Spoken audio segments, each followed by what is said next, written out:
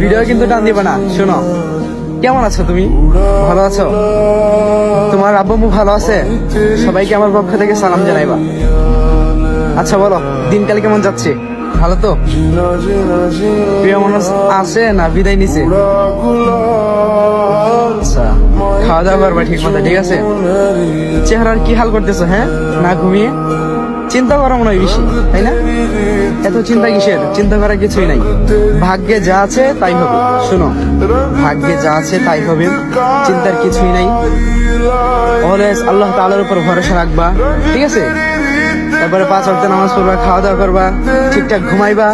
আর সারাক্ষণ ফোন টিপো কেন? হ্যাঁ, আন্টি যে তোমাকে কত কিছু বলে যে সারাক্ষণ ফোন টিপার জন্য, মানে কত কিছু যে বকা জকা দেয়, তাও তো তোমার ভিতরে কোনো মানে পরিবর্তন নাই। শোনো, আমার কথা শোনো, ফ্রেন্ডদের সাথে আড্ডা দিবা, ঠিক আছে? একটু সময় পেলে ফ্রেন্ডদের সাথে আড্ডা দিবা, তারপরে ঘুরতে যাইবা কোথাও, সমস্যা নাই।